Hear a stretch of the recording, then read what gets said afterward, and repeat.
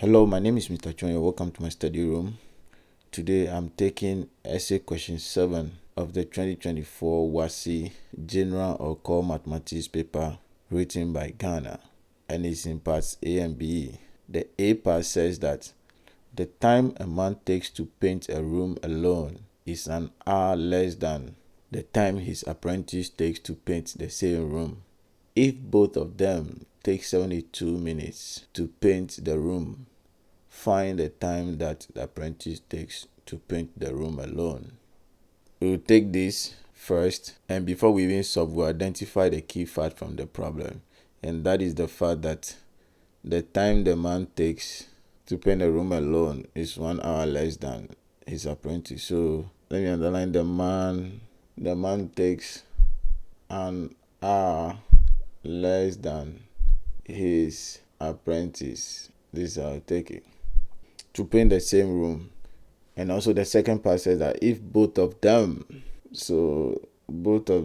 take 72 minutes to paint the same room. And also the last part says that we should find this one, the time the apprentice takes to paint the room alone. Let's now go deeper into solving the problem. From the problem, we can see that there's a relationship between the time used by the man and that of his apprentice. So let's establish that relationship by letting the time it takes the apprentice to paint the room to be a variable which can help us establish the relationship. So we'll let the time it takes the apprentice to paint the room be x minutes. Let me write that quickly. Alright, if the time it takes the apprentice to paint the room is x minutes, then it means that the time it takes the man to paint the room will be x minus 60 minutes, because from here we've seen that it took the man 1 hour less than the apprentice. So less than means subtraction. So it will be the apprentice time minus 1 hour, which is 60 minutes. Because the apprentice time is in minutes, I'll put the man's own 2 in minutes. So let me write that one too quickly, then we go to the calculations. Now that we see the time each of them use, we are now going to find out their rate of work so that we can match that together. And I want to use an approach which I think will make it a little easier for us. So let's see what happens. Let me take the apprentice first, and then let me have room here, and then the time used here. The question said a room, so that is one room. The apprentice used x minutes. So in 1 minute, we are going to divide both sides by x so that the time will now be 1. In 1 minute, the apprentice is going to paint 1 over x, the size of the room. So we can simply say that the rate at which the apprentice paint the room is 1 over x rooms per minute. And then we come to the man. We're going to do the same thing. So room and time. And again, the same room. So one room. The man will use x minus 60 minutes. So again, the man's rate of work, we are going to divide both sides by x minus 60. So his rate of work will be 1 over x minus 60 room per minute. Right.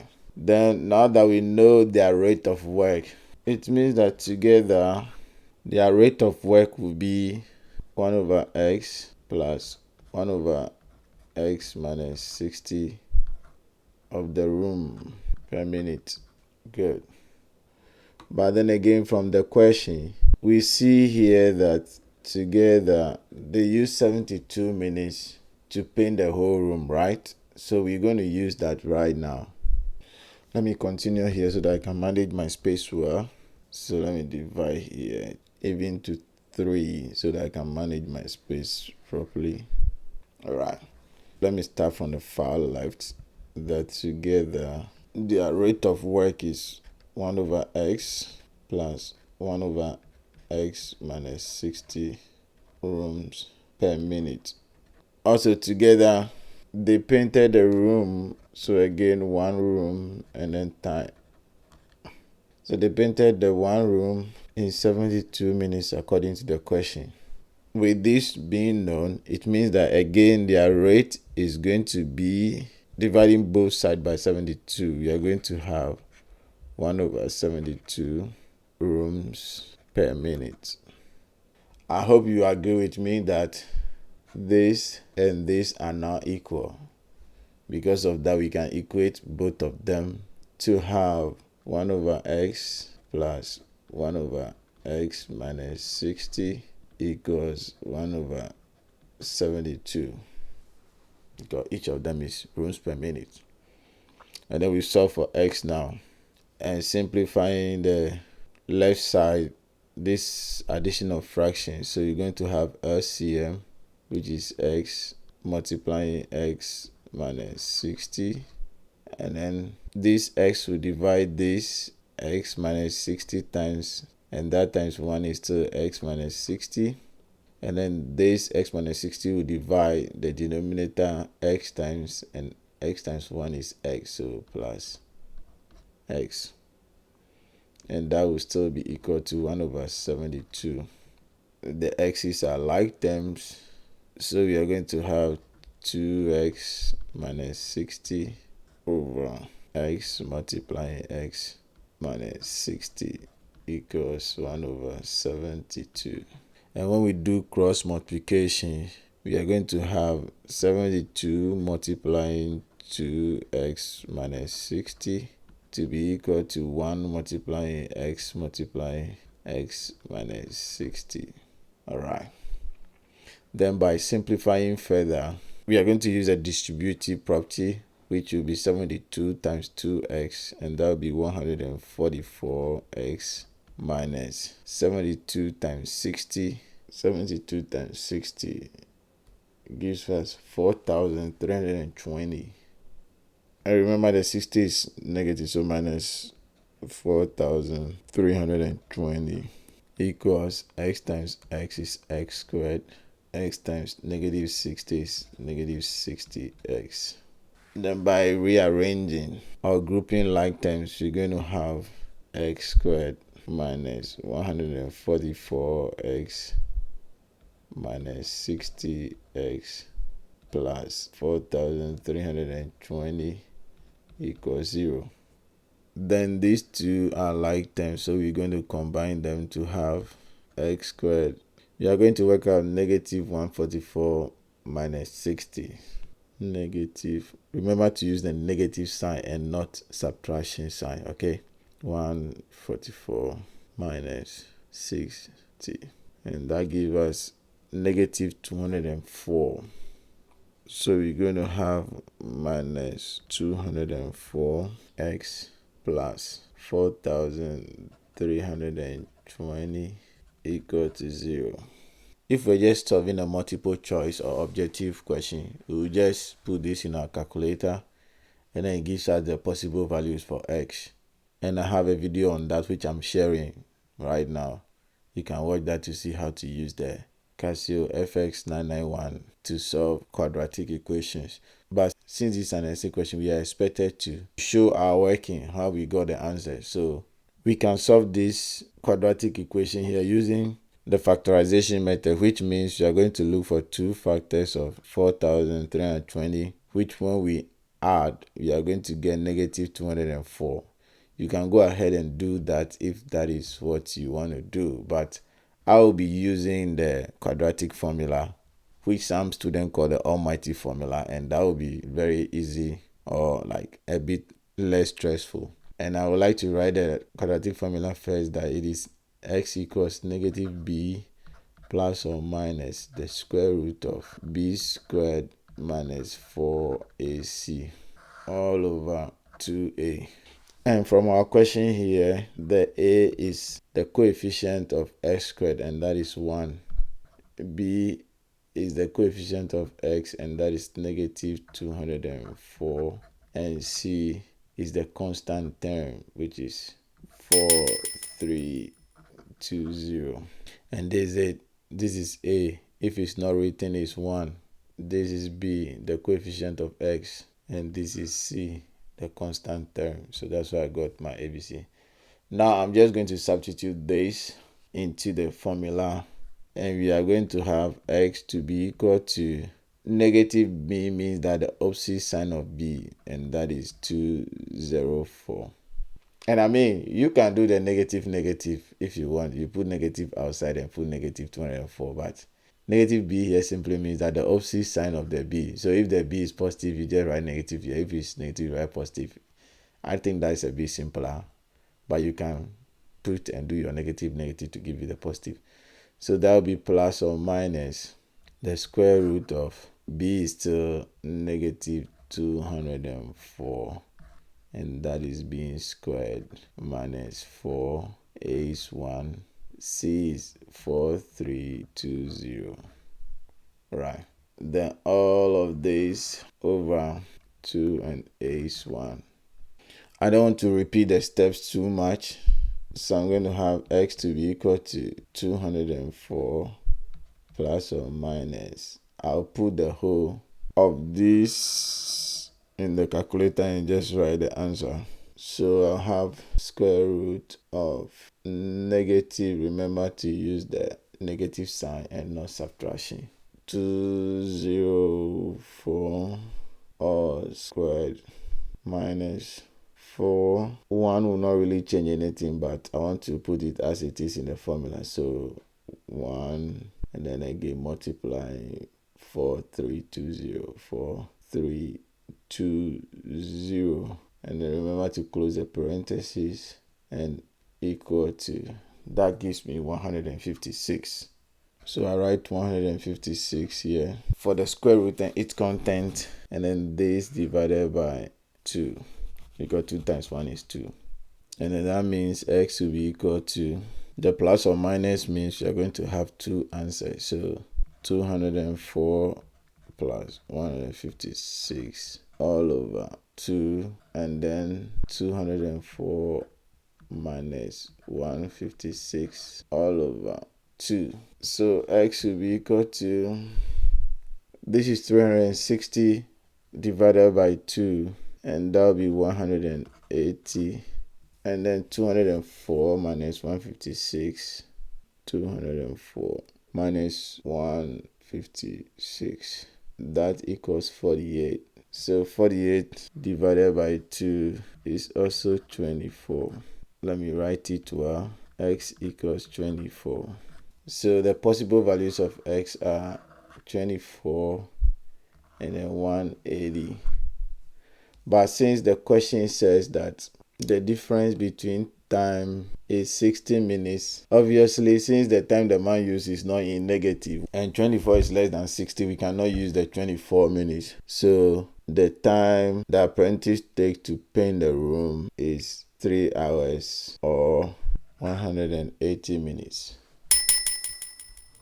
That's the time the apprentice used to paint the room. That means the man also used 2 hours or 120 minutes to paint the room. And when we come back and substitute that here, it should satisfy this condition.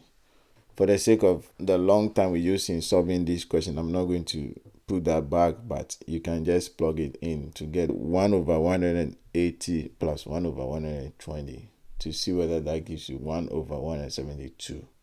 And without wasting time, let's go straight onto the B part of the problem. And the B says that the angle of elevation of the top of a tower from the top of a building 5 meters high is 30 degrees. If on the horizontal ground, the building is 40 meters away from the foot of the tower. I illustrate the information in a diagram. I calculate correct to 3 significant figures the height of the tower. This is an application of trigonometry, and more specifically, angle of elevation. And as usual, we'll go and identify the key fact from the problem, and that is that the angle of elevation, so angle of elevation here, of the top of the tower from the top of a building, so top of the building is very necessary, is 30 degrees. Okay. Then the question also says that the building is 5 meters high. Let's not forget that the building is 5 meters high. And another important thing is that on the horizontal ground, the building is 40 meters away from the foot of the tower. That's a very important information. And we go straight to the I part of the problem, which requires us to sketch the diagram or illustrate the information in the diagram. And I will just do that quickly and share with you. Alright, so this is what I get. We'll put the information in now. We take this side to be the building, which the question said is 5 meters high. So let me write 5 meters here for the building. And also the angle of elevation from the top of the building. So that means that when someone stands at the top of the building, this side, and look at the top of the tower, which is here, the angle of elevation, which will be the angle between the person's line of sight, this one, and then how the person will raise their head to look at the top of the tower will be 30 degrees. Let me write that here. And then this side is going to be the foot of the tower. So that obviously means that I didn't say that from the beginning, but this side of the diagram is the tower. Okay. And I said earlier that this is the building. Okay. So the foot of the tower to the foot of the building here will be 40 meters. So let's see angle of elevation already here. The height of the building 5 meters also here, and the horizontal distance between the building and the foot of the tower 40 meters also here. So this is the I part of the solution to the problem. Now let's get to the II, which says I should calculate to 3 significant figures the height of the tower. So the key facts here are 3 significant figures and then the height of the tower which you are working for. Now, coming back to the diagram, again, the whole of this is the height of the tower, right? But then we know this side of the height, 5 meters, because the base is a rectangle. So, opposite sides will have the same measurement or the same length. So, if we decide to call the part of the height of the tower left h, which will also be the height of the triangle. Let me just put this here as h. Then we can use trig ratio to solve the problem. And taking the triangle, h is opposite the given angle, which is the angle of elevation. So this side will be the opposite.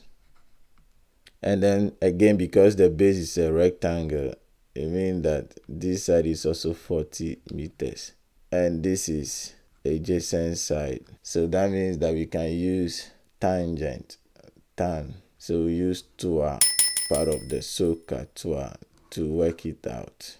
So taking the second part fully, we'll see that the height of the tower is h plus 5. Let me just write that. Right, the height of the tower is h plus 5 meters. Then now taking the triangle as we have it, the tan of the given angle, which is 30 degrees, is going to be opposite, which is h, divided by adjacent, which is 40. And then by rearranging, we're going to have 40 tan 30 will be equal to h. And h should be equal to, let's work that on the calculator, 40 tan 30. And that is 40 root 3 all over 3. But we want our answer in decimal. So I hit the SD button. 23.0940. 23.0940. So that means that the height of the tower, therefore the height of the tower is 23.0940 plus 5, which will be equal to 28.0940. This is an approximation anyway, approximately. And this will also be approximately because of this part of the question, 3 significant figures. We are going to have 28.1 meters. and this is correct to 3 significant figures. Wow, this has been a very long one, but I hope it helps your understanding of the problem in a way.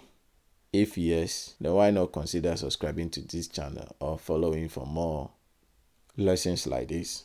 Till I meet you again in my study room. Bye bye.